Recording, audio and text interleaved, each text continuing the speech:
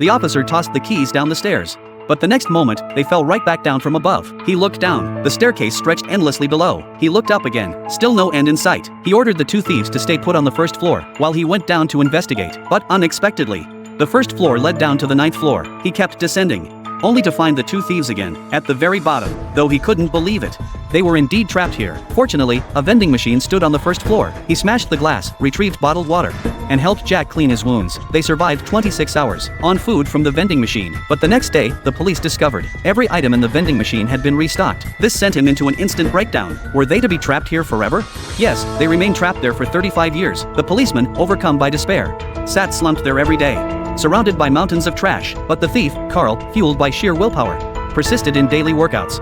Transforming into a muscular man, he stacked mineral water bottles to create a makeshift bathroom, and used nail clippers as a mirror to groom himself. His brother Jack had long since passed away. Soon it was Jack's anniversary again. Carl brought the policeman to pay respects. Suddenly, the policeman was struck by a splitting headache, and collapsed instantly. In a daze, he seemed to grasp the cause of it all. Carl asked what was happening. The officer replied that he had experienced this cycle once before, when he was 10 years old. Back then, he had gone on a family trip, but his careless father had given his daughter guava juice. After checking the ingredients list, his mother discovered it contained lemon juice. The daughter's asthma suddenly flared up, and the father accidentally broke the inhaler. They had no choice but to turn back to the hospital. Suddenly, a deafening crash erupted on the road. Then strange occurrences began. They had clearly driven away from the gas station.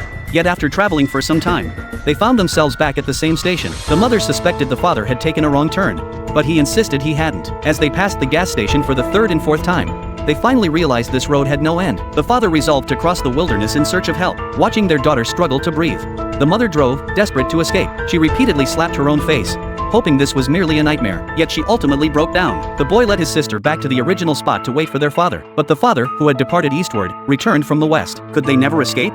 Yes, they remained trapped for 35 years. The parents grew despondent, gaining weight from supermarket food, but the boy remained resolute, exercising daily. On the anniversary of his sister's death, they came together to pay respects at the grave. Suddenly, his father's head split with agony. He collapsed, screaming in pain. The boy asked what was wrong. His father seemed to understand everything, to grasp why they were trapped here. He said he had experienced this cycle once before, when he was 10 years old.